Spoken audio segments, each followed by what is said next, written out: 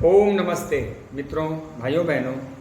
मैं डॉक्टर अजीत, आरोग्य गुण नेचुरोपैथी योग सेंटर भादुगढ़। आज मैं आपको कोरोना की तीसरी लहर, उससे बचाव के तौर तरीके बताऊंगा और आप उसके गिरफ्त में फंसो ही मत। कुछ प्रिकॉशनरी मेजर्स आपको समझाना चाहता हूं ताकि आप यूं हंसते खेलते निकल जाएं। देखिए, बार बार हमारे धर्म शास्त्रों ने, हमारे नीति निर्देशक उपनिषदों ने, हमारे वेद ने, रामायण गीता ने, हमारे महापुरुषों ने, संत ने, हमारे भगवानों ने जो हमें तत्व दिया है, उसका मूल मकसद ये है कि यदि कोई समस्या हो गई तो आपके पास इतने हथियार हों कि आप एक नहीं अनेक तरीके से समस्या को सुलझा सको। दूसरा, समस्या आ ही ना, कुछ ऐसा भी कर सको। उसी को कहा गया, जो सुख में सुमिरन कर ले तो दुख काहे को। तो मैं भी ये चाहता हूँ कि आप किसी समस्या में फंसे ही ना, समय से पहले अपनी तैयारी रखें और समस्या आपके माथे पर से आके गुजर जाए, यहाँ तक कि आपको छू के चला जाए, आपको पता न चले। तो आइए काम की बात करते हैं। कोरोना की तीसरी लहर जो आप सुन रहे हैं, दरअसल ये एक इन्फ्लुएंजा है। सारे दुनिया भर के रिसर्च सामने है। यह दरअसल फ्लू है। जब भी मौसम बदलता है, जब भी तापमान में उतार चढ़ाव होता है, एक सीजन से दूसरा सीजन जब बॉडी, आपका शरीर आत्मसात करता है तो यह कुछ परिवर्तन भी करता है। जैसे वात पित्त कफ का कॉम्बिनेशन होता है शरीर, तो इसमें पंच कोश भी लगे होते हैं। अन्नमय कोश, प्राणमय कोश, मनोमय कोश, विज्ञानमय कोश और आनंदमय कोश। इन 5 कोशों का असंतुलन स्वाभाविक है। जैसे आप गर्मी में जी रहे हो, अचानक बरसात आ गई। अचानक तो आई नहीं, लेकिन वो आप उसको बरसात को एब्जॉर्ब या एक्सेप्ट करने का तौर तरीका नहीं जानते हो, इसलिए आपके लिए अचानक आए, क्योंकि आपने खान पान चेंज किया नहीं। हर महीने में कुछ खान पान चेंज करना होता है, लेकिन आजकल आदमी रोटी, दूध, चाय, आलू, बिस्किट, यही सब पे खाते हैं, सालों भर खाते हैं। तो आपने परिवर्तन नहीं किया, तो इसलिए आप रोगों की गिरफ्त में फंस सकते हो। कई बार क्या कफ बैलेंस करता है तो कुछ कफ निष्कासन होता है। ये शरीर का नियम है और होता अच्छा है, लेकिन लोग उसको टैबलेट खा के दबा देते हैं। एक दिन भी बुखार बर्दाश्त करने को तैयार नहीं, उसको तमाम दवाई खिला देंगे। अगर बुखार वैसे छोड़ दिया तो 3-4 दिन में अपने आप शांत हो जाता है, गर्मी निकल जाती शरीर की। इसलिए दस्त लग गया, उसको रोकना नहीं चाहिए। 2-3 दिन छोड़ दो, 1 ही 2 दिन में रुक जाता है। कितना होता है? 5-7 बार होगा, पेट साफ हो जाएगा। तो ये तो है रूल। अब मैं आपको ये बताऊंगा कि ये कोरोना की तीसरी लहर कैसे रोकेंगे। आपने पहले ही, जब देखो 15 अगस्त के बाद धीरे धीरे क्या होता है कि वर्षा कम होती है, मौसम उस ऋतु में प्रवेश करता है जिसको कहते हो आप, एक तरह क्या बसंत ऋतु होता है, या उसको शरद ऋतु का आगमन कह सकते हो। तो उस समय न गर्मी होती है न ठंडी होती है, बल्कि ठंडी आ रही होती है। तो जब संधि काल होता है मौसम का, तो उस समय कफ बैलेंस होते हैं, उसी समय वायु पित्त भी बैलेंस करता है शरीर। फरवरी मार्च में ब्लड भी बदलता है। तो उस समय क्या होगा कि कफ निकलना शुरू होगा।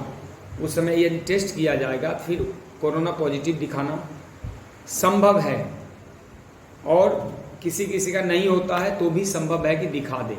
कई लोग तो बहुत ज़्यादा दूध घी खाते हैं, उससे म्यूकस बनता है, कफ बनता है, और उस समय चेक किया जाए तो कई बार तो महीना दिन का कफ जमा रहता है नासिका के अंदर।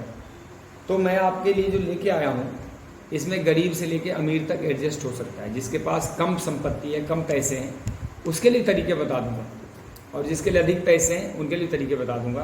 भगवान ने किसी को छोड़ा नहीं। अगर अमीरों के लिए बादाम और काजू बनाए हैं तो गरीबों के लिए चना और मूंगफली बनाए हैं।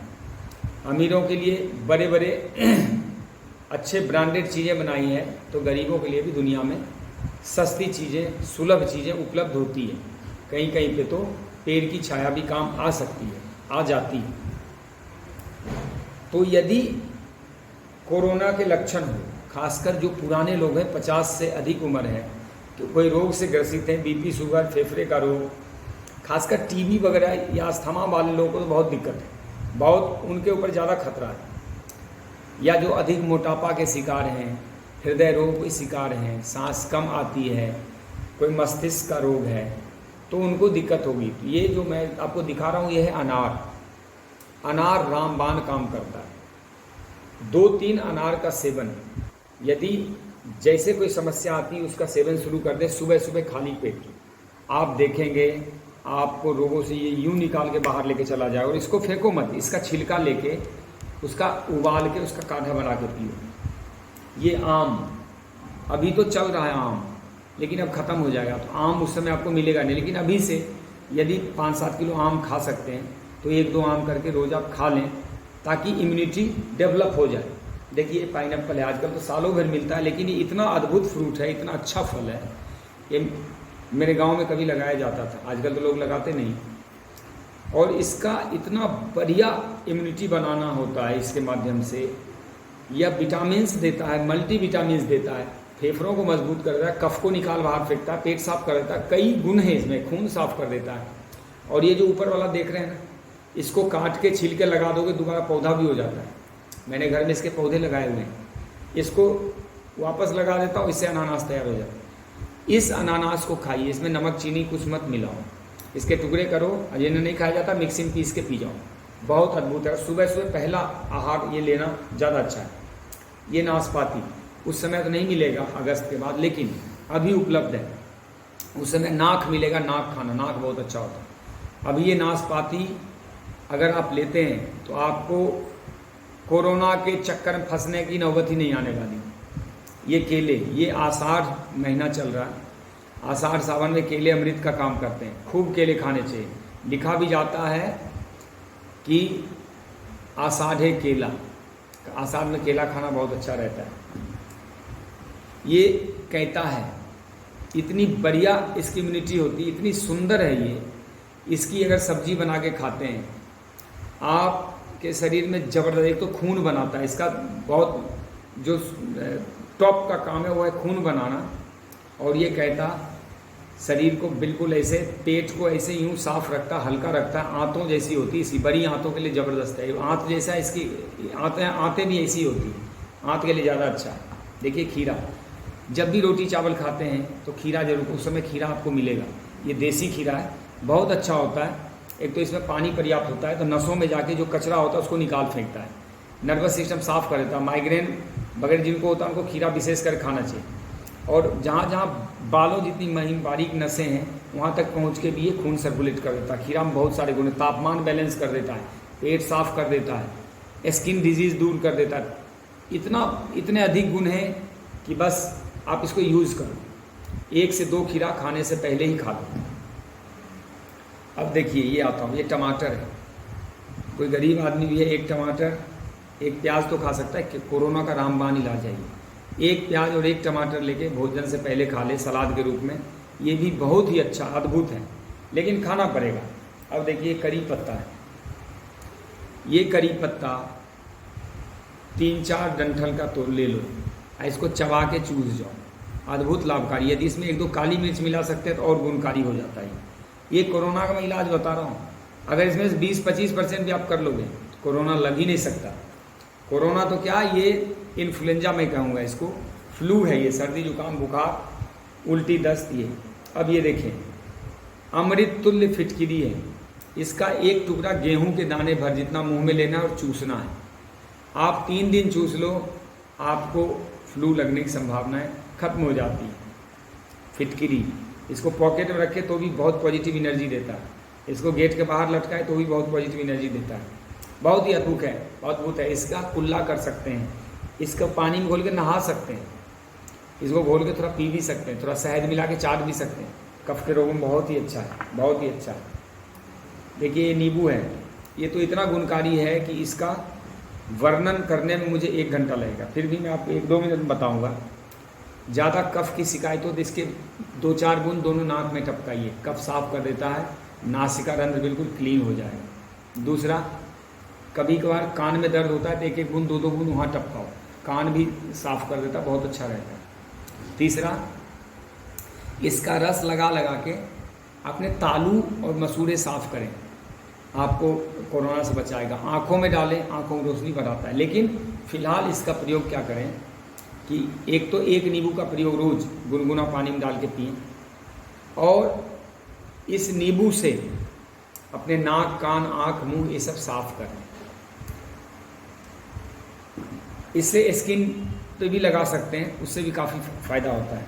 अब मैं आता हूँ इस पे। देखिए, जिनको भी इन्फ्लुएंजा संबंधी दिक्कत होती, 7 दिन तक एक लौंग चूसो, शाम को चूस लो एक लौंग, बहुत अद्भुत लाभकारी है। या फिर खाने के बाद, सुबह नाश्ते के बाद एक लौंग चूस लो, शाम को ज़्यादा विशेषकर लाभकारी होता है। एक लौंग ओनली मुंह में रखो, चूस लो।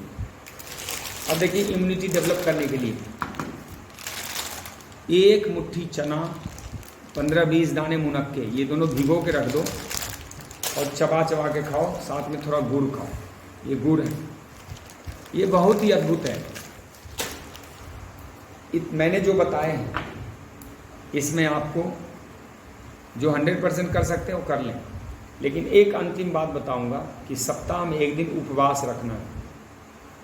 यदि 15 अगस्त से सितंबर महीने के बीच में ये सब गड़बड़ होने वाला है, ये उनका पूरा जोड़ा हुआ होता है। एक मौसम जब जाता है दूसरा आता है, तो उस समय प्रकृति कुछ परिवर्तित करती है, कफ वायु पित्त बैलेंस करती है, तो उस समय ये चलेगा झंझट, ऑक्सीजन कम पड़ गया, ये हो गया। दूध वाली चीज़ों से बच के रहना है, गेहूं वाली चीज़ें, रिफाइंड तेल वाली चीज़ें, मैदा, बिस्किट, ब्रेड वाली चीज़ें या बेकरी वाली चीज़ें, पैक्ड फूड, इस सब से थोड़ा बचना है। तभी आप सामान्य रूप से और बिल्कुल ईजिली निकल जाओगे। और नहीं तो थोड़ा बहुत अगर टच कर भी देता है आपको, तो आप इन सब चीज़ों से ठीक हो जाओगे। मेरा मकसद है समय से पहले आपको आगाह कर दें, ताकि हमारा देश स्वस्थ भारत, स्वच्छ भारत, शिक्षित भारत, सुरक्षित भारत, समृद्ध भारत, सक्षम भारत और संस्कारवान भारत, समृद्ध भारत, इन सब की परिकल्पना को हासिल कर सके जितनी जल्दी हो उतने बेग से।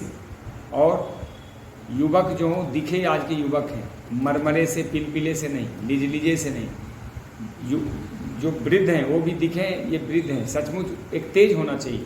आजकल आभाएं खोती जा रही, क्योंकि हम प्रकृति से दूर होते हैं। ये सब प्राकृतिक चीज़ें हैं।